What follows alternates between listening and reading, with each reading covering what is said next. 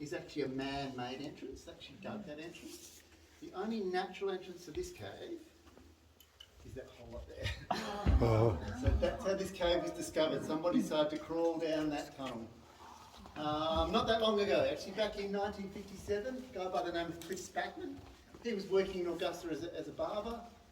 Him and his friends had heard stories about this hole in the bush, and they thought there might be a cave down there. So one day they went out exploring to try and find the hole. It took them quite a while to find it. They'd been looking for a hole in the bush, not an easy thing to find. Eventually they found it, so they tied a rope around Cliff and he crawled down that tunnel. 12 metres long, that tunnel. So like climbing down a 3/4 story building, yeah. And it's not a straight tunnel, kind of twists and curls, so yeah. He squeezed through that 12-metre tunnel. They lowered him down on the rope, but the rope they brought with them wasn't even long enough for his feet to hit the dirt here. So he was kind of dangling from the rope about this high. Yeah. And saw this cave for the very first time, March 1957. No other evidence of any people being in here. He was the very first person to ever see Jewel Cave. Realised he'd found something pretty special, and luckily could trust his friends because they put him back up again. You just speak late. Easy way to remember is these ones are holding on tight to the roof, so that's a stalactite. Ones that grow up from the ground, if they keep growing, they might reach the ceiling. So stalactite, stalagmite. Did you notice these long skinny stalactites on the land?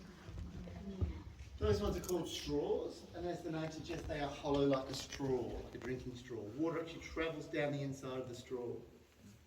So you try to imagine the rain falls on the forest floor, comes through that 12 metres of limestone ceiling. As it comes through the limestone, it picks up calcium carbonate. Then the water droplet travels down the inside of the straw.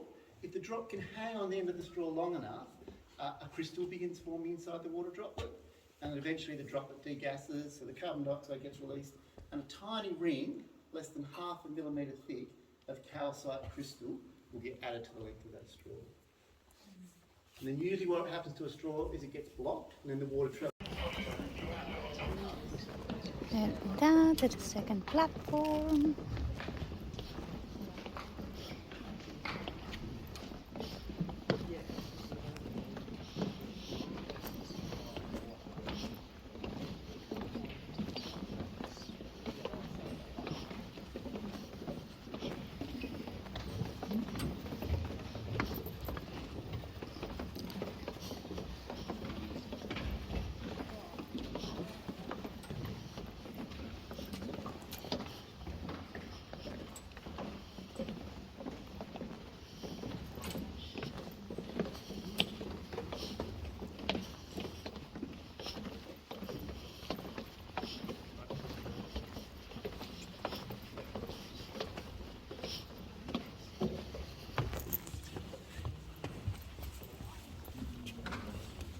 There are approximately 110 caves that we know of in the Lewin-Nathis Ridge. Probably lots more still to discover. The most common sort of cave, those guys that have been to Lake Cave and Mammoth Cave, it's what's called a tunnel cave. So that's where an underground river has flowed through the limestone, so it carves out a long skinny cave in the shape of a tunnel. Tunnel caves usually have an entrance and an exit cave. So what happened here, this used to all be full of soft limestone, but the water table used to be way up there as well. So as the water table's lowered over the years, it dissolved away the floor of this cave, dissolved away the floor, dissolved away the floor. So this cave's gradually just got deeper, deeper, deeper, deeper, deeper, till we've come down here, and now we're out of the soft limestone, we're on the hard granite. So this cave can't get any deeper, it's granite below our feet now. That granite was part of India 450 million years ago, but that's a whole other story. So phreatic caves, rather than shaped like a long, got this big head, or body of the octopus in the middle of the cave. Then when the water hits that hard granite, it starts to spread out and make these long, skinny tunnels, like an octopus's tentacles. So for example, this tunnel here goes for 1/2 kilometre. Cool. Doesn't get any bigger than that, doesn't open up for any big chambers. You've got to crawl for 1/2 kilometre to get to the end of that tunnel. And then, yeah, it just peters out to a dead end like an octopus's tentacle, I guess. So as we walk through the cave, you're going to see lots of these little tunnels at the bottom of the cave. You don't see them up the walls. Metres. So to help you put that in perspective, if anybody's been to Lewin Lighthouse, Lewin Lighthouse is the tallest lighthouse on mainland Australia, and that's 39 metres tall. So in theory, if you put Lewin Lighthouse in a slight angle, it would actually fit inside Jewel Cave. Yeah, a bit tricky getting down the steps. It would be. So you're 30 metres to the ceiling, then that 12 metre thick ceiling I was telling you about, so we're 42 metres underground now. So from the ticket office where I first saw you guys, coming down all these stairs.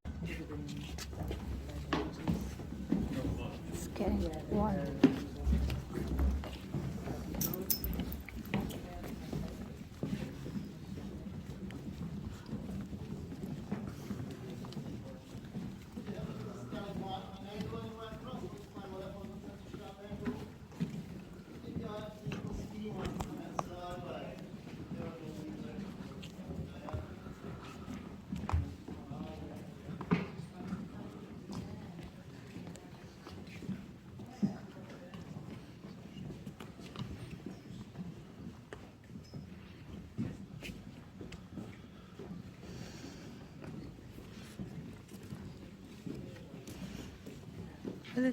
Teka kanan. Bullets.